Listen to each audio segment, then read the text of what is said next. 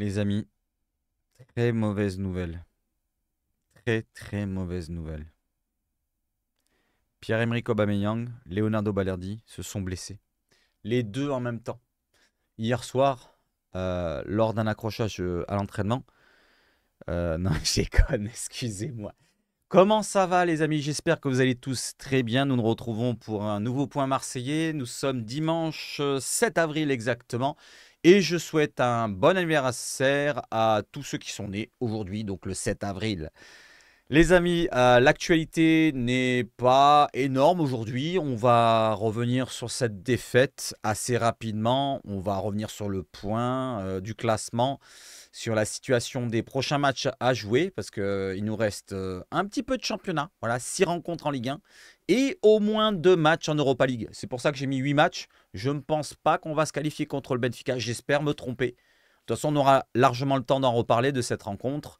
C'est jeudi, c'est dans 4 jours exactement. Je vous ferai un point tous les matins comme d'habitude et le débrief d'après-match aussi comme d'habitude.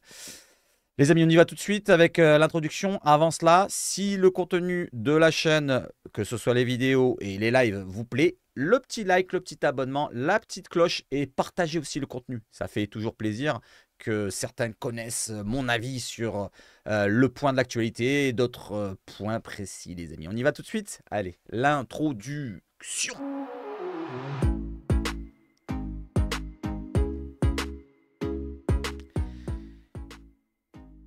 Allez, pour ceux qui ne connaissent pas, vous le savez, pas encore, mais c'est l'éphéméride. Et oui, bien sûr, comme d'habitude, bon anniversaire à 3 anciens Olympiens, dont Franck Ribéry. Voilà, un gros joueur qui a joué entre 2005 et 2007. On s'en souvient de son passage avec son départ sur le tracteur et d'autres choses qui étaient peut-être moins plaisantes. Hein, son passage du côté de Téléfoot en claquette, où il annonçait qu'il voulait aller du côté de Lyon. Mais malheureusement, ou heureusement pour nous plutôt, malheureusement pour lui, il y avait Pape Diouf à cette époque-là. Encore peu à son âme. Mais Pape Diouf, vous vous en souvenez? Il avait mis un holà, il lui avait dit non, non, tu ne pars pas à Lyon.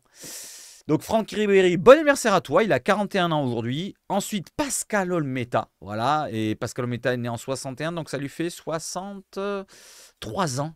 Ça rajeunit pas toutes ces histoires-là.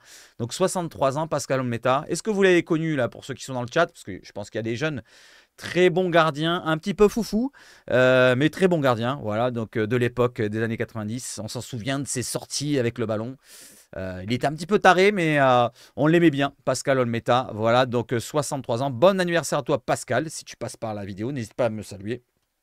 Et Florian Chabrol, jeune Olympien. Alors, je crois qu'il est formé à l'OM, il me semble. Hein, mais en tout cas, je m'en souviens qu'il est sorti du centre de formation et on l'a fait sortir vers les 20-21 ans.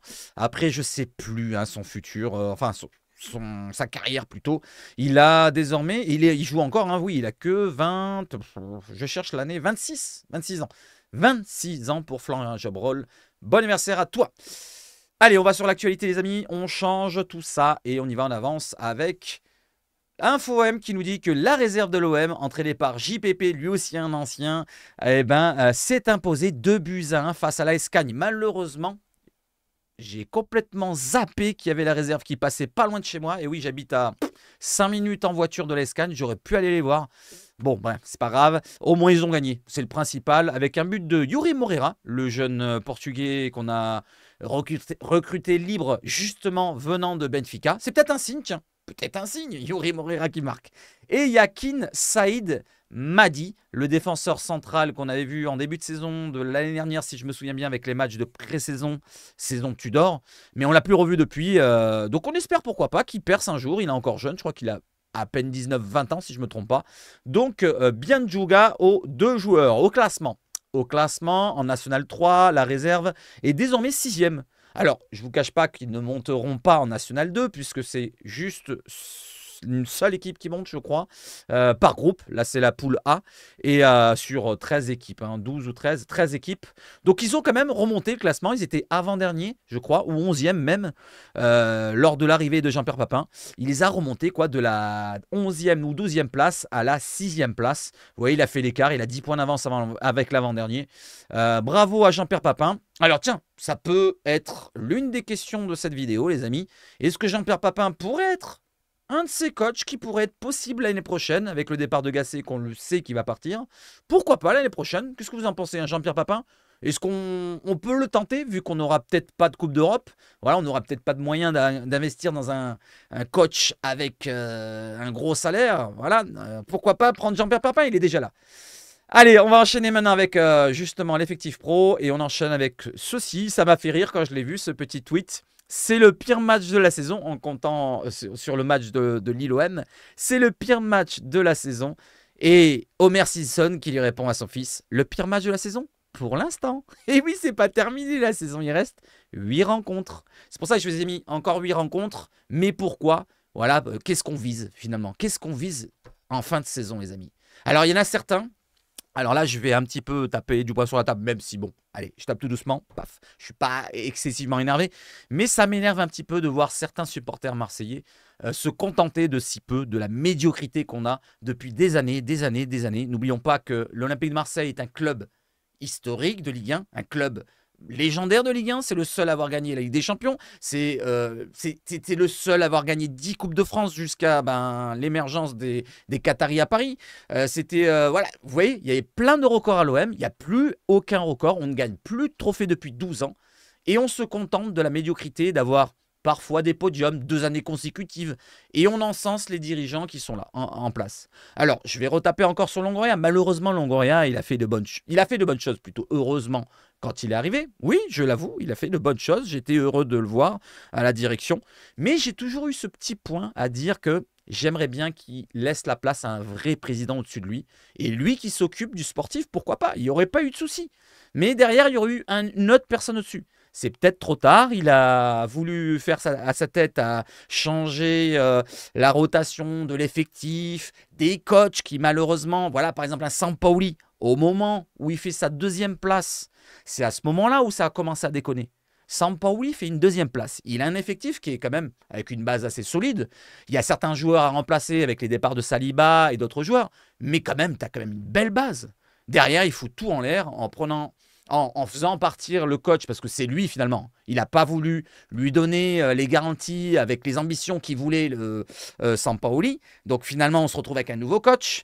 Le temps qu'il arrive à mettre les choses en place, Tudor, ça prend du temps. Et puis il se passe des choses avec les joueurs qui sont têtus, le coach qui est têtu, ça s'envenime. Et à la fin, Tudor part. Voilà, donc il y a tout. Je ne vais pas partir sur les autres coachs et tout, mais il y a tout qui est mal allé. Cette gestion depuis le départ de Sampaoli, c'est là où le point noir a commencé à grandir du côté de Pablo Longoria. Moi, c'est mon avis. Maintenant, je ne vais pas revenir sur Longoria, je vais parler un petit peu de cette fin de saison. Donc, je reviens sur les supporters. Alors, il y en a certains qui disent, si l'OM fait un bon parcours en Europa League, eh ben, ça sera une saison plus ou moins réussie. Ah ben là, je tombe des nues quand j'entends ça, quand je vois ça dans les réseaux. Mais ça vous satisfait, franchement, de faire une quart de finale, même une demi-finale d'Europa League, ça vous satisfait? Même une finale, est-ce que ça vous satisfait, ça? Faire une finale d'Europa League et ne rien gagner encore? Ouais, ça vous suffit de faire des épopées comme ça, tranquille, sans rien gagner? Est-ce que vous allez dire, ouais, tu te rends compte, on est arrivé en finale, on a éliminé quand même le Liverpool, on a éliminé Benfica, parce que ça va être Liverpool en demi-finale. Mais moi, ça me satisfait plus. Je me contente plus de ça. Moi, j'arrête pas de le faire, ce geste, mais je veux faire ça en fin de saison. Voilà, lever quelque chose. Enfin, pas moi, c'est les joueurs, mais je veux les voir faire ça. Pas se faire comme ça. Voilà, ça c'est... Bon, pour le dimanche matin, je sais que c'est un petit peu hardi, mais voilà. Voilà ce que j'en pense, moi, des supporters qui sont un petit peu à se contenter de très peu. Voilà, le podium project, ça me suffit plus. Moi, je veux vraiment le Champions Project, mais vraiment qu'on y arrive, qu'on gagne des choses. N'est-ce pas, Francky? Donc, Francky, si tu m'écoutes encore, vends le club, fais quelque chose, investis, voilà, ton 1,4 milliard encore. Je te le répète, hein, si un jour tu tombes sur ma vie. Francky, si tu play, investis le pognon. Bon, les amis, j'arrête avec ces conneries-là, mais c'était pour mettre un petit point encore sur les petits supporters qui ne sont pas assez, à mon goût, exigeants. Voilà, si vous n'êtes pas exigeant comme cela, il faut supporter d'autres clubs. Il faut aller supporter Rennes, Lille, Bordeaux. Voilà, si vous voulez Bordeaux, allez-y, ils sont en Ligue 2, ils sont bien, Bordeaux. Mais vous savez quoi? Je vais vous dire, si les supporters ne sont pas là, parce que beaucoup tapent sur les supporters, que ce soit les South Winners ou je ne sais pas quoi. Oui, certains, il y en a qui sont bêtes, d'accord, mais dans tous les supporterismes, il y a des bêtes. Mais s'ils ne sont pas là, les supporters de l'OM, qu'est-ce qu'on vend comme bonheur? Qu'est-ce qu'on vend comme ferveur là, à ce club? Il n'y a rien qui est gagné. Vous voulez qu'on se retrouve comme Bordeaux, Saint-Étienne? Hein? C'est ça que vous voulez? Enfin, certains, hein, je ne sais pas, moi, on dirait que, je sais pas, ça leur satisfait. Tout satisfait tout le monde, voilà. Allez, j'enchaîne avec ça.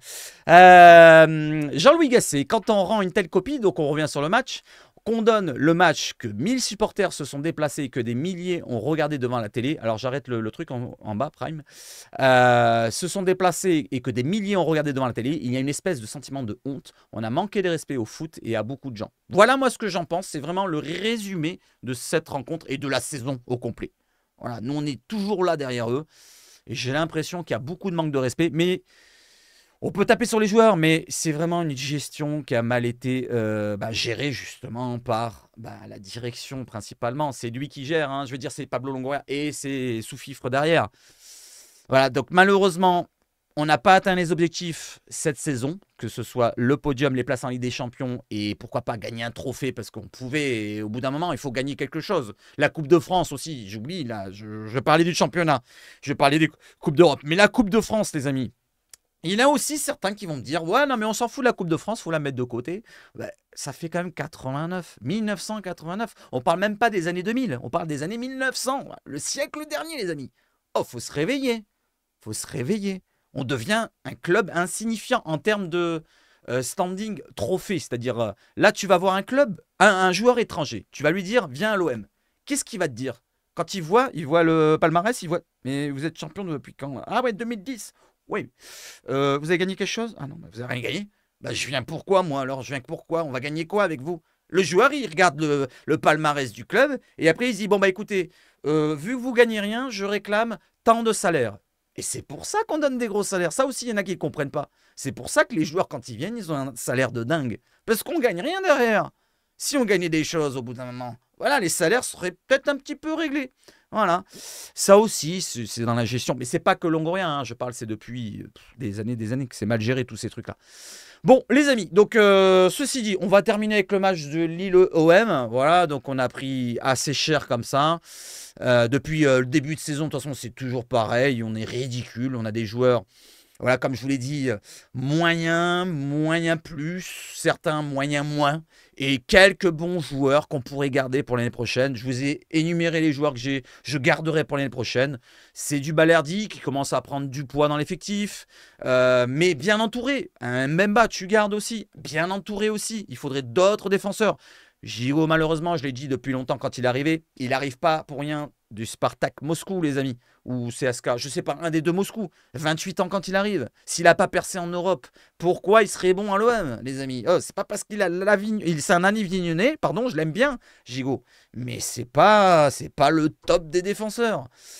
Voilà, il y en a beaucoup d'autres qui sont comme ça. Hein. Il y en a plein d'autres, les amis. Hein. On va arrêter avec les Pape Gay. On va arrêter. Bon, Unai, j'aimais bien sa technique quand il arrivait, mais bon, on va arrêter aussi avec ça. Même Aminarit, que j'aimais bien aussi, c'est pas assez efficace devant. Il nous faut des joueurs en concurrentiel avec des Aminarit, avec des autres joueurs qui la mettent au fond. Voilà. S'il n'y a pas d'Aubameyang devant, c'est pareil. On marque pas de but. Rendez-vous compte de tous les problèmes qu'on a offensivement, au milieu de terrain, la création offensive, la défense, les latéraux. Excusez-moi, c'est pas la panacée. Quentin Merlin, vous n'allez pas me dire que c'est un crack. Il arrive de Nantes, les amis. Il n'arrive pas d'un grand club. Regardez tous les recrues qu'il y a depuis Longoria. Regardez toutes les recrues qu'il y a depuis Longoria. C'est soit des paris avec des joueurs qui viennent peut-être de Ligue 2 allemande pour Schalke avec Aminarit, Ligue 2 anglaise avec Iliman Ndiaye et Essar, des paris comme des joueurs qui sont en fin de carrière comme Aubameyang, Sanchez. Certes, ça peut marcher, mais ça ne marche pas tout le temps. Quand tu fais des paris sur des joueurs de Ligue 2, des jeunes à en devenir, ou des joueurs qui sont dans des petits clubs, comme des Unai, il vient d'un petit club. Le club, il est en Ligue 2 maintenant. Tous les joueurs pratiquement, je ne sais pas s'il y en a un vraiment qui était titulaire dans un club de standing européen. À part peut-être Verretou, et encore je ne sais même pas si à l'époque il n'était pas remplaçant. Kondogbia était fini du côté de l'Atlético. Lodi il était prêté en Angleterre tellement qu'il ne jouait plus. Correa il n'a jamais joué à l'Inter pratiquement. Tous les joueurs pratiquement. Je parle que de cette saison, mais toutes les saisons vous regardez, depuis que Longoria est là. Ça a fonctionné un petit peu au début, mais là ça ne fonctionne plus. Voilà, donc ça aussi, ce mode de fonctionnement, il faudra le changer. Voilà, je reviens un petit peu, je mélange tout, mais voilà, donc c'était comme il n'y avait pas vraiment d'actualité. Je tenais à parler un petit peu de tout et de rien. Et je continue. C'est comme ça vous meuble un petit peu cette matinée, cette journée. D'ailleurs, bonne journée à vous de dimanche. Passez-la en famille. Si vous voulez pas m'écouter, passez sur la vidéo. On reviendra demain peut-être avec de l'actualité plus fraîche. Et après-demain, et mercredi, et jeudi, bien sûr, avec le match. Voilà, donc avec l'avant-match habituel, ma compo, les compos des presses, ici et là, vos compos à vous dans les chats, dans le commentaire, pardon. Et après les débriefs, et après ci, et après là. Allez, j'enchaîne avec quoi, les amis? Donc, je vous ai parlé tout à l'heure de Jean-Pierre Papin pour remplacer justement cette personne-là qui a parlé, Jean-Louis Gasset. Voilà, Jean-Louis Gasset qui a avoué qu'ils ont été dégueulasses, qu'ils ont manqué de respect, il était énervé.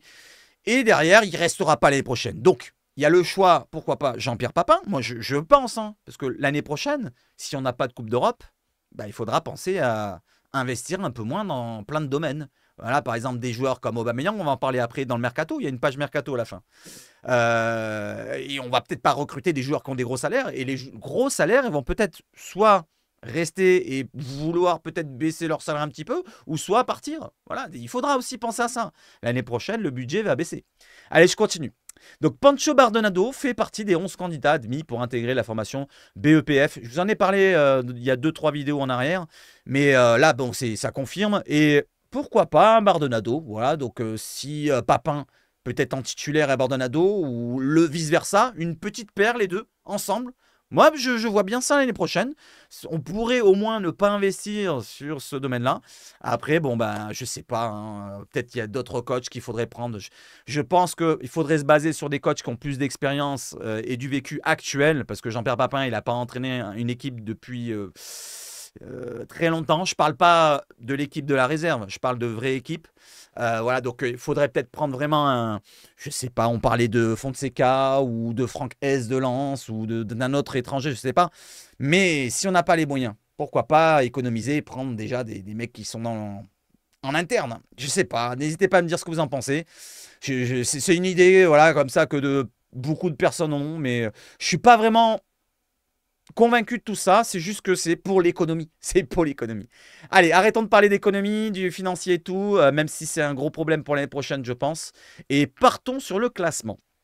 Donc, il y a eu des matchs qui se sont déroulés. Donc, Paris-Clermont qui ont fait match nul, il me semble. Lens qui a fait match nul, les amis. Bah, je vous montre les matchs qui ont eu. Bon, bien sûr, la défaite de Marseille. Match nul de Lens. Hein, petite surprise quand même, grosse surprise même, contre le Havre. Mais je vous avais dit, hein, les matchs contre les équipes de bas de tableau, ça peut être difficile. Parfois, bah, ils veulent sauver leur peau aussi. Comme Clermont, hein, ils veulent sauver leur peau contre un Paris qui était, bien sûr, c'était un Paris bis. Et voilà, donc au classement, je vous remonte le classement, ça nous donne que l'OM est 7e. Alors, l'OM 7e, et il y a un truc que j'ai remarqué, ça m'a rendu dingue quand je l'ai vu, j'avais pas fait attention qu'ils étaient aussi proches, c'est les Lyonnais, les amis. Regardez les Lyonnais, ils sont 10e, 3 places derrière. Regardez le nombre de points qu'ils ont, les Lyonnais. 35. Avec une victoire, je crois qu'ils jouent aujourd'hui. Oui, ils jouent aujourd'hui. Avec une victoire aujourd'hui contre Nantes, si je ne me trompe pas, ils reviennent à un point, les amis. Ils reviennent à un point, c'est dingue. Rennes, ils vont nous passer peut-être devant. Reims, ils vont nous passer peut-être devant. On peut se retrouver 9e avec Lyon à un point derrière. C'est dingue quand même, c'est dingue de se dire que avec un parcours en Europa League, en quart ou en demi-finale, certains se satisfassent de ça, j'en tombe des nues quand j'entends des trucs comme ça. C'est pas des supporters, des vrais supporters marseillais qui ont connu l'histoire, quoi. Faut pas déconner. Donc, vous voyez que Lyon ne sont pas loin. Alors moi, à Lyon, quand y en a certains qui me disaient « Ouais, ils vont être devant nous en fin de saison », je disais « Non, mais t'es dingue ou quoi, Lyon, ils remonteront jamais devant nous. Non, ils vont peut-être remonter quelques points, mais jamais. » Mais là, je commence à avoir peur de terminer. Bon, peur, je vais vous dire, entre être 8e jusqu'à la 15e place, ouah, c'est ridicule. Même 7e, c'est ridicule. Mais 7e, vous savez, il y en a aussi certains qui vont se contenter de l'Europa Conference League, parce que Paris va peut-être gagner la Coupe de France, et ça libère la 7e place. Mais moi, ça ne me satisfait pas, ça, ce truc-là. L'Europa Conference League, ben, je voudrais, pourquoi pas, la jouer l'année prochaine. Mais pour la gagner, pas pour encore faire une épopée, quoi. C'est fini, les épopées. Hein. Les épopées, c'est pour, justement, Rennes. Il y a 2-3 ans, quand ils font un 8e ou un quart de finale. 8e, je crois que c'était. Ils étaient tout contents. Ouais, 8e de finale. Ouh. Eh ben, c'est pas ça, l'OM. Hein. C'est pas quart de finale. Non, c'est pas ça. Voilà, ça suffit, ça suffit. Ça suffit, il faut gagner des choses.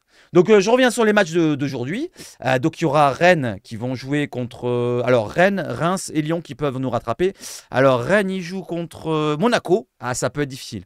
Donc, Rennes, peut-être qu'ils ne nous doubleront pas. Et on va espérer que Monaco gagne, parce que Monaco, on ne peut pas les atteindre. Voilà sur quoi on espère quelque chose. Voilà. Même si, bon...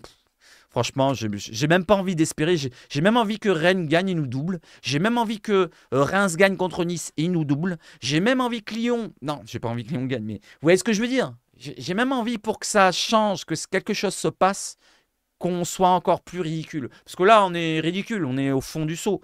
Mais j'ai même envie qu'on nous rajoute une couche par-dessus. Vous savez, voilà, il y a la merde, et qu'on nous rajoute un petit peu, une petite cuillère de merde par-dessus, vous voyez? Voilà, que ça soit un petit peu plus épicé.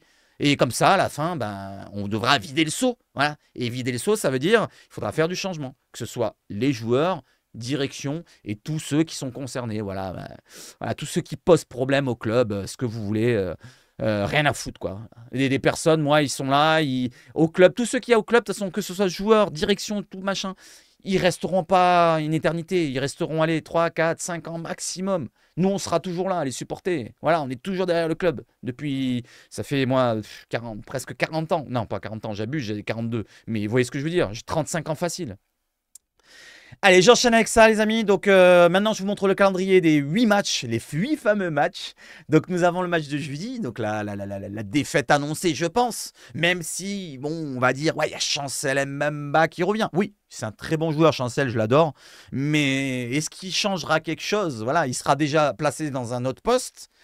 Pas son poste, je pense. Il sera placé côté droit. À moins que Gasset tente de jouer à 3 derrière, avec un Balerdi, Gigot et Mbemba, et mettre 2 pistons de chaque côté. Par exemple, Quentin Merlin à gauche et à droite, Sarr, je ne sais pas s'il sera là. Je ne sais pas s'il sera là, mais allez, on va dire un... Oh, putain, j'allais dire Enrique, je suis désolé Enrique, mais je peux plus te mettre. Je peux plus te mettre. J'y croyais hein, quand tu revenais du Brésil. Alors, je pense qu'Enrique, son problème, c'est le mal du pays. Voilà, ça doit être le mal du pays. Hein. Luis Enrique, je vois pas autre chose. On le voyait bien hein, dans les matchs avec Botafogo, mais là, voilà, quoi. C'est pourri, quoi. C'est pourri, les amis. Donc, côté droit, je sais pas. Si on doit jouer avec des pistons, je sais pas avec qui on peut partir. Mais c'est pas grave. Partons avec la défense à 4. Donc, si on joue avec une défense à 4, Quentin Merlin à gauche, Balerdi, Gigot et Mbemba en latéral droit. Voilà sur quoi on pourrait partir si Mbemba revient. Logiquement, il devrait revenir. Il s'est maintenu au repos face à Lille. Voilà. Et là, maintenant, on va voir si ça va changer quelque chose contre un Benfica. Alors, Benfica, ils ont perdu leur dernier match. C'était hier soir, je crois, ou avant-hier soir. Je ne sais plus. Mais ils ont perdu contre le Sporting, 2-1. Et je crois que c'est Di Maria qui marquait un coup franc, il me semble, ce que j'ai vu dans le résumé. Et attention à Di Maria d'ailleurs, parce que Di Maria, on l'a vu contre nous avec les puputes, ils en ont mis pas mal. Donc voilà, donc je ne sais pas comment le penser ce match-là, le voir pour l'instant. On va attendre un petit peu de voir s'il n'y a pas des retours de blessures, on ne sait jamais. Mais même avec des retours de blessures, vu le caractère, le mental et la qualité de certains joueurs, je ne nous vois pas passer, les amis. Je ne vois pas passer. Je l'espère, hein. Franchement, moi, je l'espère. Mais moi, quand je l'espère qu'on passe contre le Benfica, je l'espère qu'on arrive au bout de cette compétition. J'y crois pas, mais je l'espère au fond de moi. Mais c'est difficile. Hein. Tu as le Benfica maintenant, tu as Liverpool derrière. Ça va claquer. Et derrière, en finale, tu auras peut-être un Leverkusen. Mais on sera plus là déjà. Pour la Ligue 1 maintenant, continuons avec la Ligue 1. On aura Toulouse, le déplacement. Ça peut être, je sais pas, Toulouse, un peu, ils sont au milieu du classement. Je sais pas comment ça peut donner. Alors peut-être qu'on aura la 10e place à jouer avec Toulouse. Parce que Toulouse, je crois qu'ils sont 11e. Marseille-Nice, donc là, ça sera si on arrive à gagner contre Toulouse, avec des si on gagne contre Toulouse, pourquoi pas être à la bataille avec Nice, à essayer de les rattraper. Et comme Lens, pareil, voilà. Ça pourrait donner une 5e place. Si tout va bien, on peut viser une 5e place. Si tout va mal, on peut viser une 11e place. Si tout va mal, on peut terminer 11e, 10, 11e. Si tout va bien, on pourrait terminer, pourquoi pas, 5e. 4e, il faut l'abandonner. Hein. 4e, il faut l'abandonner. C'est terminé. Donc, plus de Ligue des Champions. Ça, c'est terminado, je vous l'ai déjà dit. Et maintenant, c'est l'Europa League au grand max, si tout va bien. Mais vu les têtes, comment ils sont, comme des... Voilà, je sais pas, je ne pense pas qu'on y arrivera. Est-ce que vous pensez qu'on va y arriver? Allez, les amis, pour le calendrier, pour les 8 matchs à venir, qu'est-ce qu'on vise? Je ne sais pas. Je vous l'ai dit là à l'instant, c'est soit 5e tout va bien. Soit 10, 11e, peut-être 12e, tout va mal. Ou même 9e, tout va mal. Hein. Voilà, ça change rien. Même 8e, tout va mal. Voilà, pour moi, même 7e, c'est tout va mal pour moi. L'OM ne doit pas être là. Budget, si on parle de. On revient sur le pognon. Budget de l'OM, c'est 270 millions de budget, si je ne me trompe pas, d'euros. Et on est 2e au classement, derrière, très loin derrière le Qatar Saint-Germain. Mais on est 2e devant les autres. Et on a quand même une marge déjà sur le 3e de 50 ou 70 millions. Je crois que c'est Lyon, je crois, le 3e. Et on a des marges énormes par rapport aux autres derrière. Il y a Monaco qui est juste derrière à 80 millions derrière, mais après c'est une centaine, 200 millions d'écart avec les autres. C'est dingue. Quand tu vois qu'il y a un Brest, bon, voilà, c'est un épiphénomène. Moi je vous le dis, ça va pas durer ces trucs-là. Hein. Brest, cette année, ils vont peut-être faire le podium, hein, parce que c'est pas sûr encore. Hein. N'oublions pas qu'il y a Lille qui se bataille maintenant, Monaco en plus, il pourrait terminer 4e Brest.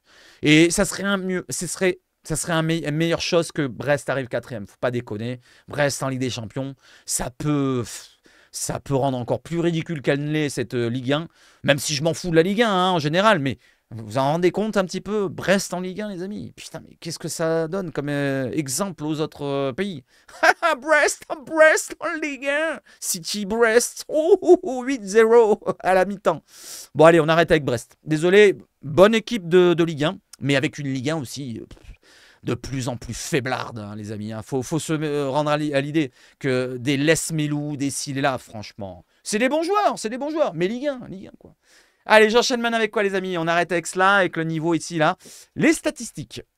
Grosse occasion créée par la Ligue 1, par la passe en Ligue 1. Alors, je vous l'avais déjà montré en milieu de saison sur Jordan Vertou, qui était toujours dans les 10 premiers. Il est encore dans les 10 premiers. Concernant les passes qui donnent des occasions. Ouais, il crée des occasions par ses passes, Verretou. Comme quoi, c'est notre meilleur milieu de terrain et de loin. Voilà, de loin, les autres sont tout carqués à côté. On pensait en début de saison, un Kondogbia, on le voyait en pré-saison. Ouais, c'est pas mal, il a l'air costaud, c'est le meilleur milieu de terrain qu'on a maintenant et tout. Bon, finalement, on s'est vite mis à jour, comme lui, s'est mis à jour, mais il s'est mis à jour à la clinique. Voilà, tous les jours à la clinique. Ah, j'ai bobo ci, j'ai bobo là. Ah, le cucu, la tête. Voilà, ça c'est Kondogbia. Bah, Roger, malheureusement, il n'était pas là, on peut pas le critiquer. Et les autres à côté, Pape Gay qui était pas là et quand il revient, il est en problème avec la direction. Unai qui est un coup, voilà, donc il fait un beau but et 10 matchs, il va rien foutre, on va plus le voir. C'est Mr. Jekyll et Mr. Hyde avec le Maroc et l'équipe et l'OM. Amin Harit, c'était bien pendant un moment, mais c'est trop irrégulier Amin Harit et ça manque d'efficacité Amin Harit. Lui, on le demande ça pour Amin Harit, moi je lui demande ça. Beaucoup d'efficacité, ça manque. Les stats sont pas très importantes dans le football au global, mais là, sur des joueurs offensifs comme ça, on demande qu'ils prennent le relais quand il y a un Aubameyang qui marque pas. Voilà. Et Amin Harit en fait partie. Parce qu'on n'a personne derrière. S'il y avait un autre joueur, un créateur, par exemple, on parlait de Kamada en début de saison. Par exemple, tu mettais un Kamada en concurrence avec un Amin Harit, il n'y aurait pas de problème. J'aurais dit, Kamada est au-dessus, c'est Kamada qui joue. Et Amin Harit, il pourrait faire la rotation. Et ça lui ferait peut-être du bien d'avoir une rotation. Et ça, c'est aussi un problème. Je reviens à la gestion de la direction. N'oublions pas, en début de saison, par exemple, voilà, Minarit, il avait un Payet qui aurait pu être en concurrence. On le gardait, c'est pas grave s'il est vieux, mais on le gardait en concurrence à un concurrent. Pareil sur les ailiers. Qu'est-ce qu'on fait? On doit jouer avec des ailiers en début de saison avec Marcelino, on n'en a qu'un. Yvan Under, cet abruti. Enfin, je dis cet abruti, hein, vous voyez qui je veux dire. Mais Under, tu le vends pas, tu le gardes en concurrence avec Sarr. Et à gauche, tu prends 2 autres ailiers. Il n'a pas pris des ailiers, il a pris un Correa. Correa, c'est quoi? Coréen, c'est un axial. Même Gasset, il est arrivé, il a dit, c'est un axial. Voilà, il a tout fait de travers. Hein. Il a tout fait de travers. Hein. Comme les latéraux. On est parti avec la saison avec un seul latéral gauche. Voilà. Et un autre latéral droit qui était blessé quand il est arrivé, Murillo. Ça aussi, c'est des dingueries. Les amis, il faut arrêter. On se contente de peu. On se contente de peu. Voilà. On se contente d'un Panaméen, les amis, qui a 28 ans quand il arrive. D'accord, ok, qui vient de Belgique. Voilà, l'autre il vient de Russie, l'autre il vient de Norvège, l'autre il vient de Ligue 2, de Ligue 2. Oh, sérieusement, on n'a pas un joueur qui va arriver du FC Séville, titulaire à Séville, je dis un club au hasard, hein, titulaire à Dortmund, tu vois ce que je veux dire? Voilà, c'est du lourd quoi. On veut ça nous maintenant, oh ça suffit là, les paris là. Je veux bien que tu économises par-ci par-là pour faire peut-être des petites primes à droite à gauche, mais au bout d'un moment... Oh, l'OM, c'est pas Lorient, c'est pas Rennes, c'est pas les petits clubs de Ligue 1, là. Allez, je continue. Donc, Verretou, je reviens sur les stats, parce que ça m'énerve. Donc les stats, vous voyez qu'il a 8 occasions créées pour 2 passes décisives à peine. C'est-à-dire qu'il a moins 6 en différence entre les deux. C'est-à-dire qu'il y en a 6 qui ont été ratés par les coéquipiers. Voilà, les autres coéquipiers qui reçoivent la passe de Verretou, eh ben, ils ont manqué. Ils ont manqué 6 fois sur 8. Alors que si vous regardez les autres, il y en a d'autres qui ont encore moins. Hein. C'est Joania Ito, pardon. Mais il en a créé 14, par contre. Il a créé 14. Voilà cette stat pour Jordan Verretou, qui est intéressante. Si vous voulez l'analyser, n'hésitez pas à réagir. Autre stat, alors celle-là, elle est belle. Voilà, donc ça me sautait aux yeux, ça. Quand je vois à chaque fois Paul Lopez sauter, c'est vrai que quand il saute, Paul Lopez, regardez bien, il saute un petit peu en avance. Et surtout, il saute du mauvais côté quand il n'arrête pas le pénalty. Regardez bien la stat. Depuis son arrivée à l'OM, Paul Lopez a concédé 15 pénaltys. Il en a arrêté un seul. D'ailleurs, donnez-moi l'équipe contre qui il a arrêté, c'était il n'y a pas longtemps. Voilà, donnez-moi l'équipe contre qui il a arrêté un pénalty, c'était il n'y a pas longtemps. Et on a perdu le match. Quoi qu'il arrive, on l'a perdu, c'était à l'extérieur. Allez, donnez-moi le match. Contre quelle équipe? Il en a arrêté un seul et en a encaissé 14. Bon ratio. Il est régulier, au moins il est régulier. Il ne va pas en arrêter 1 sur 3. Voilà, c'est 1 sur 15. Voilà, c'est réglé comme ça. Il est parti seulement 3 fois du bon côté et 12 fois du mauvais côté. Voilà, il est un petit peu de travers. Il voit le ballon là. Il fait... Mais il saute à chaque fois en avance. Il saute à chaque fois en avance. D'ailleurs, je crois que c'est marqué derrière la fin de la stat. Regardez, hop. Avec TP Drajas, on regarde que lui, en parlant de Paul Lopez, tous les pénaltys de Paul Lopez dans sa carrière pour savoir s'il plonge toujours du mauvais côté. C'est affolant, la faculté qu'il a à plonger 1 seconde avant la frappe. Donc, à mon avis, il veut faire un exploit et se dire, bon, je vais prendre de l'avance sur la frappe. Mais il ne prend pas en compte peut-être les appuis du... Je sais pas, moi je suis pas gardien, je suis pas spécialiste de ça. Mais voilà, donc lui non plus. Lui non plus. Pourtant, c'est lui le gardien. Hein. Moi je suis pas gardien pro. Donc voilà, on a un gardien qui n'est pas spécialiste des pénaux. Alors bon, on va pas taper que sur Paul Lopez. Hein. C'était juste pour vous montrer une petite stat, pour un petit peu meubler. N'hésitez pas à réagir les amis, ça fait toujours plaisir. Une autre stat qui fait plaisir, regardez-moi. Regardez-moi ces têtes de vainqueurs. C'était avant le match contre Lille, je crois. Regardez-moi ces têtes de vainqueurs. Les mains dans les poches, tranquille. Bon, on est bien. On est bien. Ouais, on va perdre. Ouais, on va perdre, les amis. Superbe stat du foot. L'OM n'avait plus enchaîné 4 défaites consécutives par au moins 2 buts d'écart depuis novembre-décembre 1979. J'étais pas né, les amis. J'étais pas né, je suis né en 1981. Est-ce que vous étiez né, vous?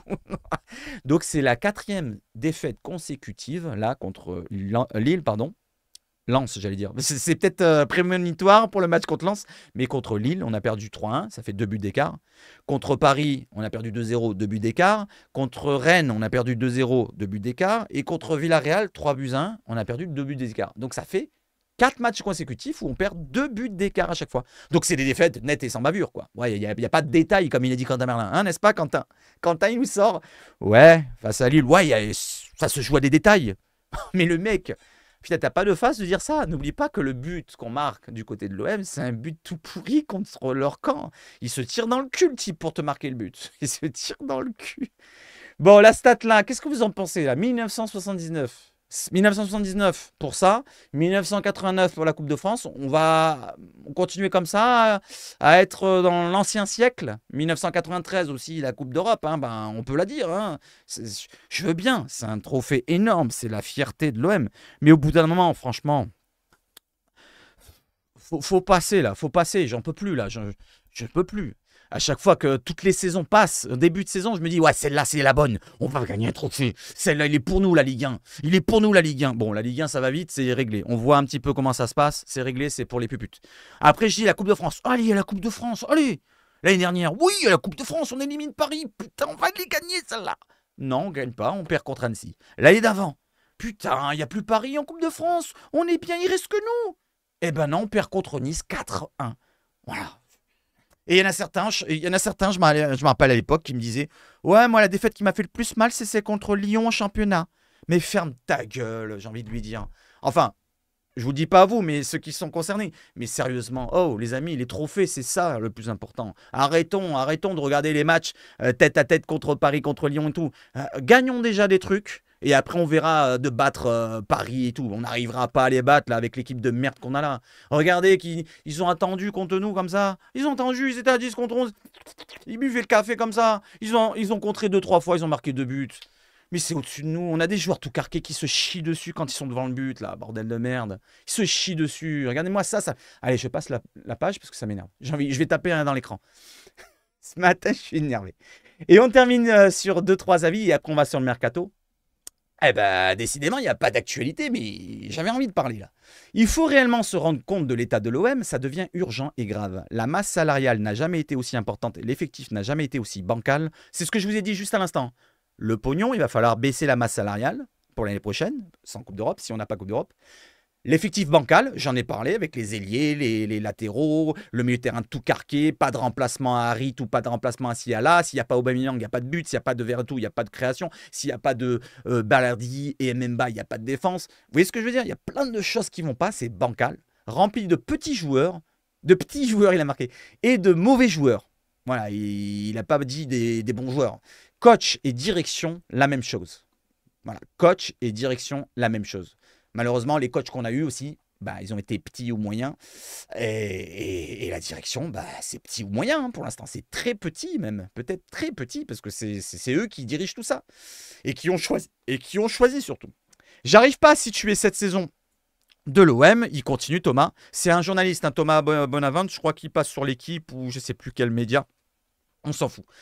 J'arrive pas à situer cette saison de l'OM par rapport à Mitchell. Donc l'année Mitchell qui a été terrible, n'oublions pas. Entre les attentes après le mercato, les salaires, les changements de coach, tout ce qui s'est passé en dehors, le tifo, le fameux sujet du tifo. C'était dingue ça. C'était dingue qu'on arrive à se concentrer sur ce sujet-là au lieu de regarder ce qu'il y avait le nez au milieu de la figure, le niveau de notre équipe très très médiocre de merde quoi. Vrai duel pour savoir quelle est la saison la plus pourrie depuis très longtemps. Eh ben moi, je vais vous dire, c'est celle-là. Si on prend en compte de l'investissement qui a été fait, qui a été mis en place par la direction encore, depuis même 2 ans et demi, hein, parce que ça fait 250 millions largement dépassés. Voilà. Plus que tête de nœud, là, héros. Plus que tête de nœud héros, hein, les amis. Plus que tête de nœud héros. Allez, tête de nœud héros, on arrive en finale d'Europa League, hein, il faut le dire. Et qu'est-ce qu'on a au bout? On a une équipe qui a régressé. Voilà. Il n'y a pas d'évolution. On régresse, les amis. On régresse. Alors, il y a une bonne chose dans tout ce marasme. Il y a une bonne chose. Une chose correcte, on va dire, dans ce marasme, c'est qu'on a un petit peu de valeur à vendre. Un petit peu. Je ne vais pas dire qu'on a des valeurs exceptionnelles, mais on a un petit peu de valeur à vendre. Je pense que des joueurs peuvent se vendre. Certains. Voilà. Balerdi peut se vendre. Quant à Merlin, il peut se revendre parce qu'on l'a acheté il n'y a pas longtemps, mais on peut le revendre tout de suite. On va revendre Merlin, vous allez voir.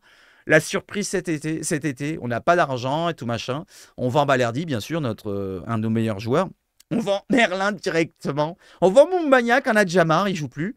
Et on va garder titulaire Unai, Enrique. En attaque, Vitinha va revenir. Il sera toujours aussi carqué, on ne sait jamais. Voilà. Et voilà ce qu'on va avoir comme équipe. Voilà, l'année prochaine, et on va jouer, pourquoi pas l'Europe. On va jouer les 5e places, je crois, la 5-6e place. Et on se contentera de ça. Certains se contenteront. Allez, j'enchaîne avec ça, les amis. On arrête avec le sujet du niveau de l'équipe parce que, bon, sinon, j'en ai pour des heures à vous expliquer 2-3 choses en plus que j'ai dans la tête. Mais ça, on en parlera en live, tiens. On en parlera en live. Ceux qui sont intéressés d'en parler en live avec moi, je fais un live lundi où je commencerai toujours une petite heure comme ça, on parle de l'OM pour se lâcher un peu. Et après, j'irai jouer à des jeux pour me détendre moi, personnellement. Allez, j'enchaîne avec Aubameyang. Aubameyang ne va pas s'éterniser à l'OM. Alors, les amis, jeune footeux, donc média, bon, allez, c'est pas super sérieux non plus, mais qui nous relaye des informations. Alors, cette information nous sort de qui déjà? Alors, je ne sais pas si c'est de eux ou d'un autre média. Alors, je crois que c'est de eux-mêmes. Oui, bon, ils nous disent que c'est d'eux-mêmes, j'ai l'impression.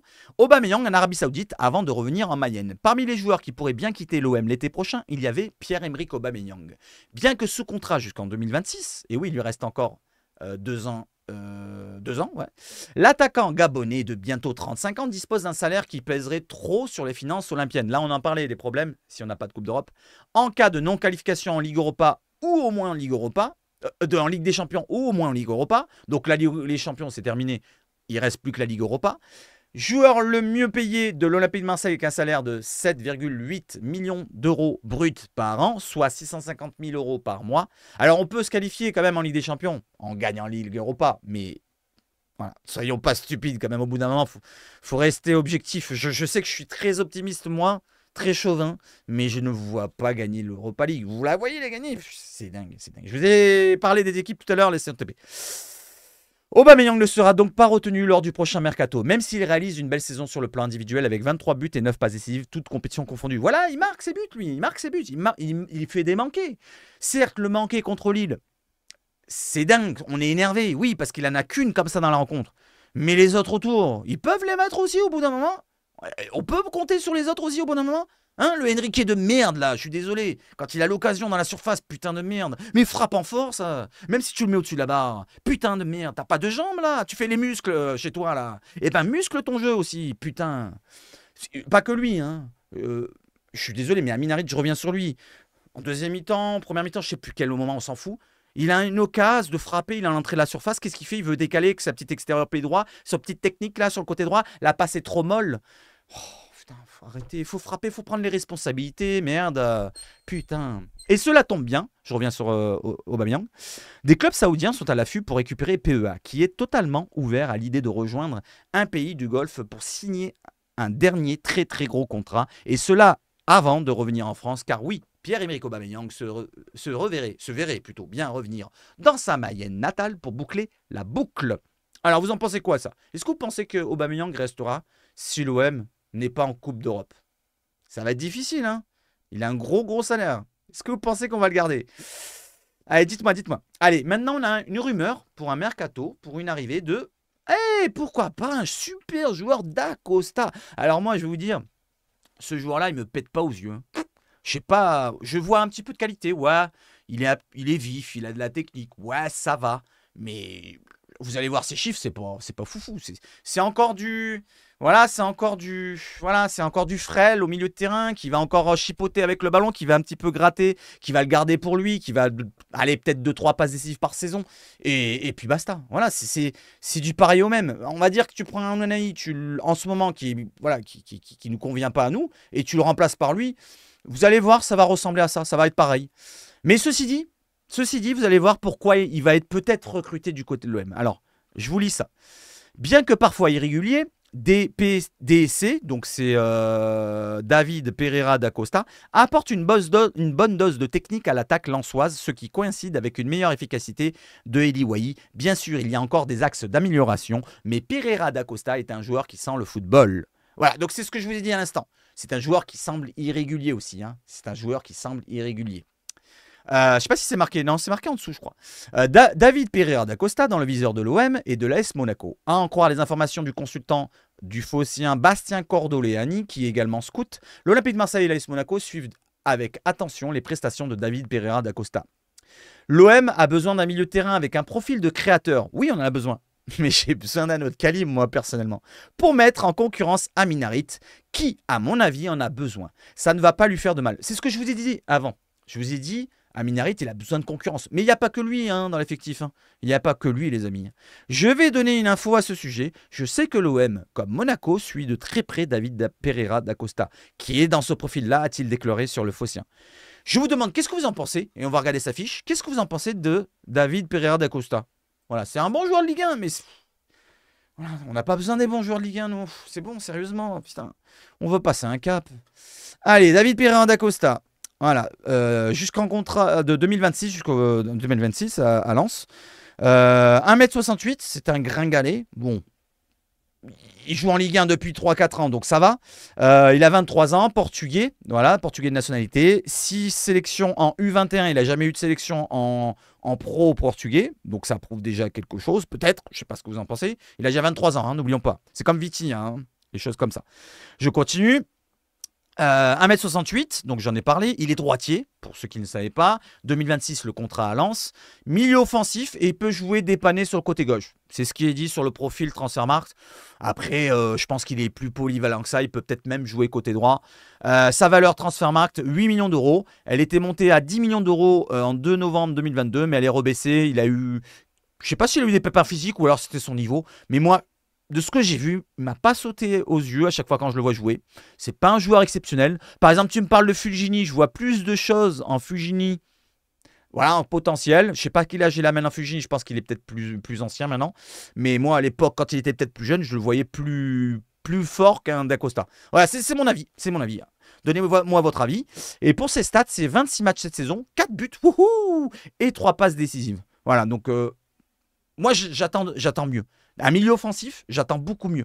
Les stats, on dit que c'est pas important, mais je vous le dis, maintenant, ça commence à me casser les couilles d'avoir des joueurs à qui on ne peut pas compter. Voilà, en offensif, il faut des joueurs qui claquent. Quand il n'y a pas un Aubameyang, il faut qu'un autre joueur derrière va claquer. Quand il n'y a pas, il n'y a plus de Sanchez. Quand il n'y avait pas Sanchez, il fallait qu'un autre joueur le claque derrière. Voilà. Quand il n'y a pas de, il n'y a plus personne, parce que plus personne marque derrière Aubameyang cette année, eh ben on va prendre qui? Un Mbemba qui marque 5-6 buts, ou 5 buts, peut-être, je ne sais plus, il a 5 ou 6 cette saison, ou un Verretou, c'est les deux qui marquent derrière. Et après, il n'y a plus personne. Après, il n'y a plus personne. On a un Ndiaye qui va marquer 1 ou 2 buts dans la saison, ou 3 buts, allez, 4 buts, allez, 5 buts cette saison. Bon, c'est sa première saison, mais nous, on attend mieux. Hein. On veut d'autres joueurs. Si c'est sa première saison, il faut que d'autres joueurs derrière, ça ne soit pas sa première saison. Fallait garder Sanchez, fallait garder Wunder. Je reviens à ça, mais allez, on arrête sur ça. Et on va terminer sur autre chose, les amis, sur un point sur les supporters. Donc, force à eux, aux supporters, à tous les supporters marseillais. Voilà, donc là, il y a Le Monde qui a fait un article, une enquête sur les South Winners, des ultras influents entre engagement social et opportunisme politique. Alors, j'ai pas pu lire l'article parce que je suis pas abonné au Monde. J'ai lu juste le début qui est ici, voilà, je vous le montre ici. Les choses les plus importantes, donc le titre, les South Winners de l'OM, des ultras influents. C'est une enquête. La lecture de l'article dure 15 minutes. On en a pour 2 minutes ici, voilà, vous voyez, c'est coupé après parce que c'est sous paywall. Donc je ne peux pas le lire et le plus important c'est ça, voilà, le résumé, le plus important. Je pense que ça va parler concrètement tout l'article de ça, voilà, c'est un résumé.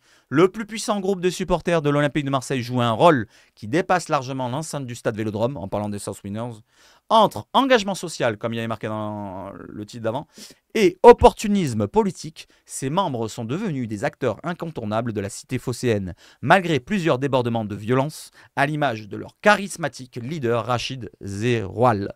Voilà, ça, à mon avis, ça va bien pointé sur Rachid Zeroual ces problèmes qu'il a peut-être de... Voilà, on ne sait pas. Est-ce qu'il prend dans la caisse, et ci et là. Je m'en fous de ça, moi, personnellement. Voilà, donc ce qui m'intéresse, c'est de voir qu'ils encouragent leur club qu'ils aiment déjà quand ils sont dans le stade. Tout ce qui est à l'extérieur, si ça porte préjudice au club, d'accord, oui, c'est un problème. Mais si ça porte pas préjudice au club, que c'est juste du truc pour avoir des intérêts dans la politique, les là, j'en ai rien à carrer tout ça. J'en ai rien à carrer. Moi, c'est le sportif qui m'intéresse. Rien à carrer. Donc, force à tous les supporters qui supportent leur club. Et puis, basta. Voilà. Je ne sais pas s'il est contre les South Winners, l'enquête, si c'est vraiment un article pour taper dessus, ou alors si c'est pour vraiment les mettre en avant les choses qu'ils font de bien. Je ne sais pas. Je ne l'ai pas lu. Faudrait que, dès que je l'aurai sous la main, je vous en parlerai. À la limite, je vous le lirai en live ou je vous ferai un petit topo en résumé dans une vidéo. Voilà les amis, j'espère que la vidéo vous a plu. C'était une vidéo particulière, il n'y avait pas de sujet précis. C'était un petit peu du fourre-tout, mais je vous donne à mon avis un petit peu sur tout ce qui va mal. J'espère que vous avez apprécié la vidéo. N'hésitez pas à me dire si vous l'avez apprécié. Mettez un petit like, un petit commentaire, un petit abonnement, ça fait toujours plaisir, chaud au cœur. Voilà, force à tous les supporters encore une fois. J'espère que contre Benfica, ça va bien se passer. Je le sens mal ce match-là. Je ne sais pas si vous le sentez bien, mais moi je le sens mal. Mais vous savez, au fond de moi, je le sens mal, mais j'ai presque envie que ça se passe mal pour changer les choses. Parce qu'on se contente des choses voilà, depuis très longtemps, depuis même avant Longoria. Je ne parle pas que de Longoria, l'ère Longoria. Mais on se contente de très peu de choses. Le match contre Leipzig, on a vécu de super moments, mais vous voyez, c'est derrière, on n'a rien gagné derrière. Vous voyez, c'était un moment, oui, une ferveur qu'on n'oubliera jamais, mais on n'a rien gagné derrière. Il faut voir ça aussi, les amis. Il faut voir ça. Voilà, moi je vois ça hein, surtout. Hein, j'ai connu, hein, j'ai la quarantaine passée, je vous l'ai dit, j'ai connu les années 80-90, surtout 90, on va dire début. Les trophées, c'était à foison, donc on était tranquille, voilà. On buvait le petit thé tranquille et on mettait une petite touche de lait avec. Mais là, c'est plutôt du café sans sucre. Bon, il y en a qui l'aiment le café sans sucre. C'est peut-être le meilleur moyen de le boire aussi. Mais il n'y a pas de chantilly dessus, il y a pas le petit biscuit avec. Et voilà, on a rien. C'est des saisons où on vit parfois de bons moments, d'excellents moments, voilà, des moments qu'on n'oubliera jamais, comme Leipzig. Je reparle de ce match-là, ou la fin de saison de Sampaoli, avec ce match dingue contre Strasbourg, où vous pouvez retrouver ma fameuse oh, le but de Lens! Comme ça, je faisais comme ça quand ils marquent contre Monaco, qu'ils égalisent. Mais au bout de ça, on gagne rien. Voilà. Est-ce qu'il faut se contenter d'avoir des moments où on a une ferveur énorme et qu'on gagne rien? Ou est-ce que une saison, moi je vous demande, ou est-ce que vous préférez pas une saison peut-être terne? Voilà, terne, c'est-à-dire on n'est pas fameux à avoir joué, tout machin, mais on gagne quand même un trophée. Voilà, je sais pas moi, on fait allez, 4-5e au championnat. Allez, dans les trois premiers. On fait dans les trois premiers dans le championnat, mais on n'est pas terrible, vous voyez, comme à l'époque de Libop. Mais derrière, on gagne la Coupe de France. Voilà, on gagne la Coupe de France, on fait troisième. Voilà, est-ce que vous prenez pas des trucs comme ça? Moi, je prends. Même si c'est dégueulasse. Enfin, un trophée, les amis. Voilà, ça fait du bien. Ça libère un petit peu les choses. Ça libère un petit peu les supporters. Voilà, ils disent au moins, s'il y en a un qui va te dire, qui va te répondre dans les réseaux sociaux, ouais, vous avez rien gagné depuis. Eh ben, ferme ta gueule, on a gagné la Coupe de France. Connard. Allez, les amis, je vais vous souhaiter de passer une excellente dimanche. Je vais aller me pioter parce que ce soir, je retravaille. Et je vous souhaite de passer un excellent dimanche, je l'ai déjà dit. Et on se retrouve demain matin, à la même heure, au même endroit. Vive le foot chez Sebach Foot. Et allez l'OM!